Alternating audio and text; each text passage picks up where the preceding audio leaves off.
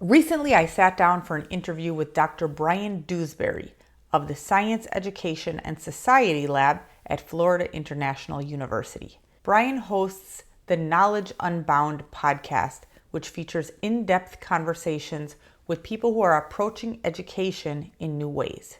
I divided this interview into 5 different sections so people can go right to the parts that directly address whatever may be on their mind at the moment. If you'd like to listen to the episode on the podcast or learn more about Bryan's work and podcasts in general, you'll find the links to those in the description underneath this video. Welcome everyone. Welcome to another wonderful episode of Knowledge Unbound. Today's guest is an author, is a former high school teacher, somebody who's been in the world of secondary education for quite some time. And I've been very fascinated with just the different ways in which she thinks about it and how she's able to express that, both in terms of feedback that she offers people that she consults with, but also the way she writes and thinks about it in a very kind of humorous way. Her name is Roxanna Elden. She is the author of a book called See Me After Class and another book called Adequate Yearly Progress.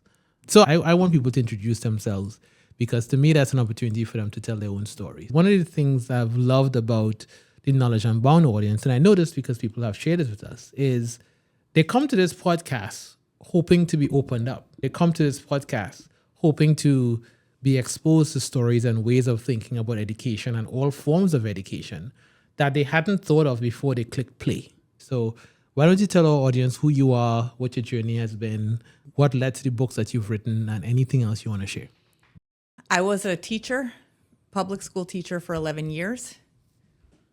During that time, my sister started teaching, and I found that I was using my pretty recent experience as a first-year teacher to coach her through her first year of teaching. So what were you teaching? I started out teaching 4th grade English as a second language in Houston. And then for the majority of my career, I was a high school English teacher, which is interestingly what I always pictured being. Since I was in high school, I would sit in my high school English classes and just think, I can do this better. Which turned out not to be true. I was going to drill in on that a little bit. Which turned out not to be true. Okay.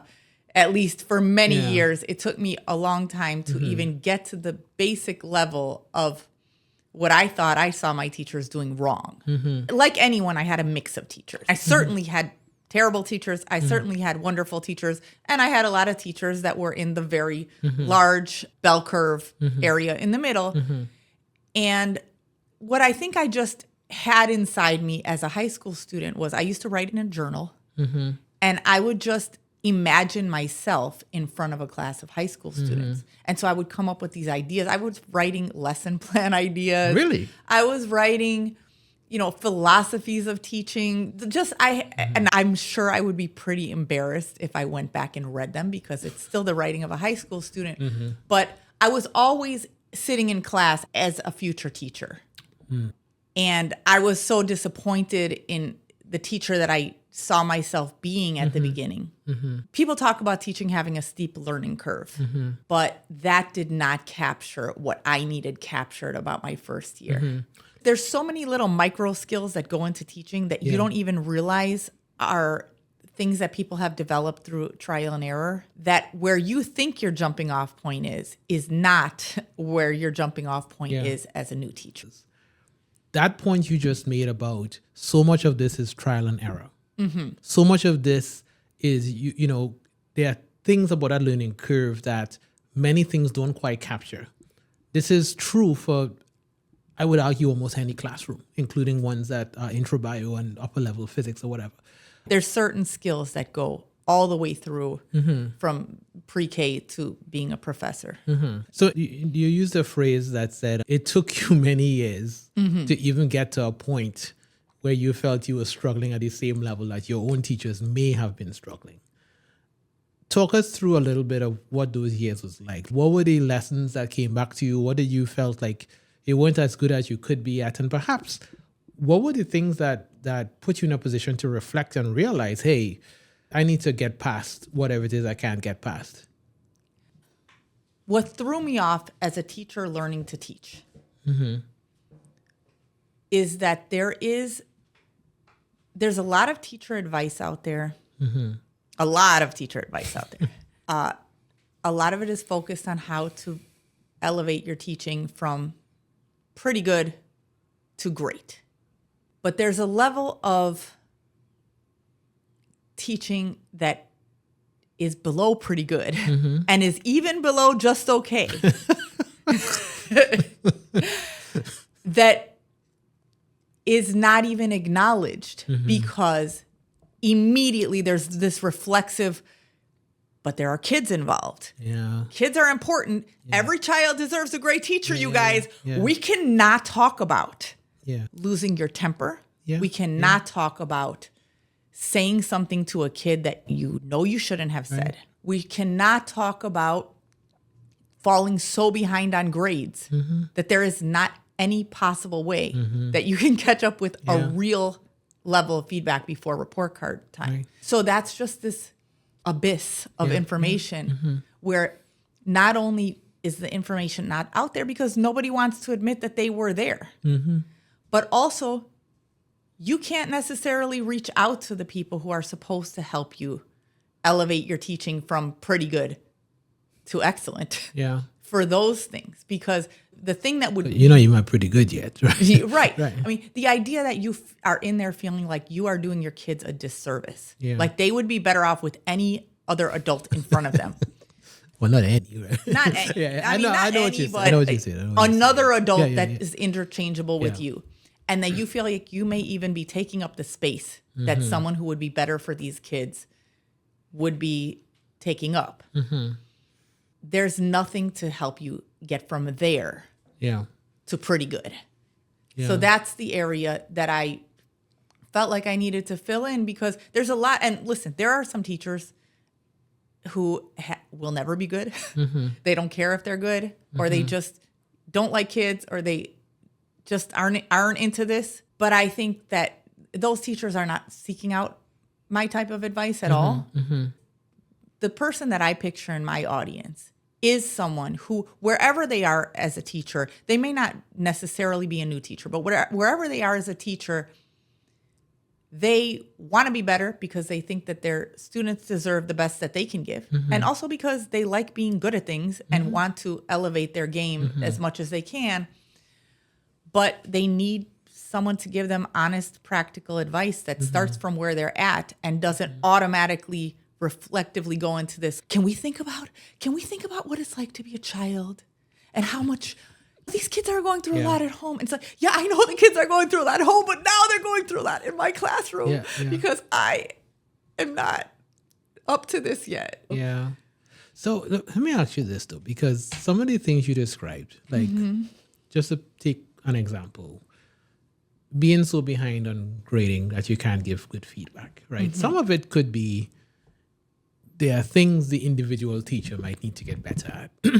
But some of it could be that their teacher is working in a school/a system that is asking so much of them that there's almost no way they can give the kind of feedback that's good feedback. So I guess what I'm getting at is I'm assuming that some of the issues that leaves them in this kind of abyss that you describe is systemic, right?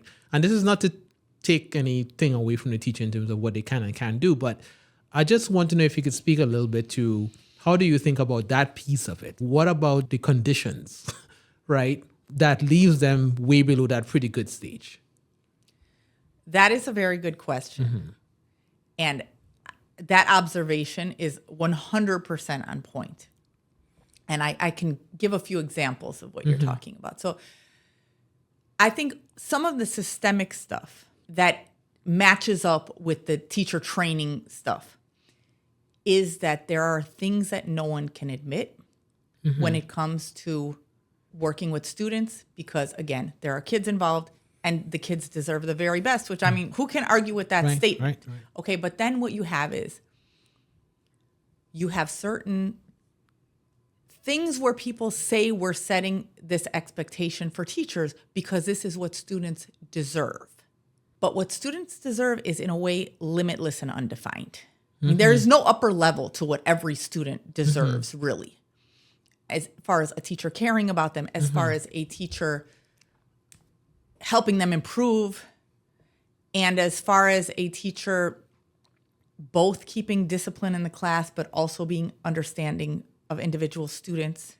So there are certain areas where no guidance is given, except for something that rounds off to students deserve the very best. Right. So nobody really tells you this is how many grades you should have in your grade book each week, and this is the level of feedback that should be involved. Why? Because if they did say that, then that opens it up for teachers to do the math, which I have done the math on grading, which as a high school English teacher, whenever I assigned an essay, I got 150 of those essays back. Damn.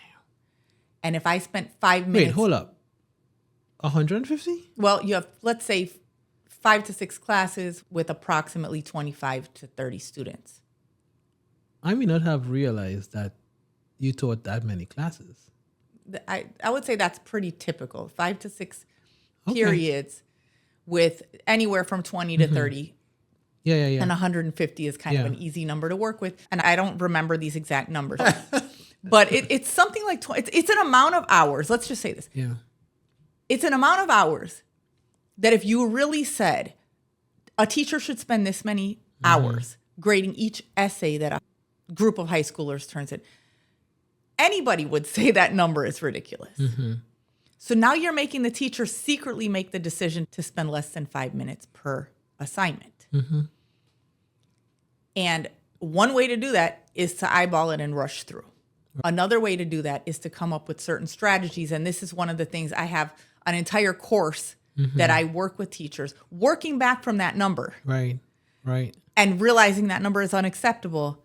I help teachers come up with strategies to do the best possible that they can within the teacher time and effort that's required. Because you don't just give one assignment per week. Right. But it, unfortunately, a little bit, part of it is trying to figure out how best you can make lemonade, right? Like how best you can do right by these students who deserve the best, right? Right. But with the tools that you have. Right. In the next part of this interview, we'll talk about what it actually means to be honest about teaching and what it doesn't mean. You can also find links to everything we've talked about in this part of the interview, including Bryan's podcast and my courses for teachers, in the description below this video.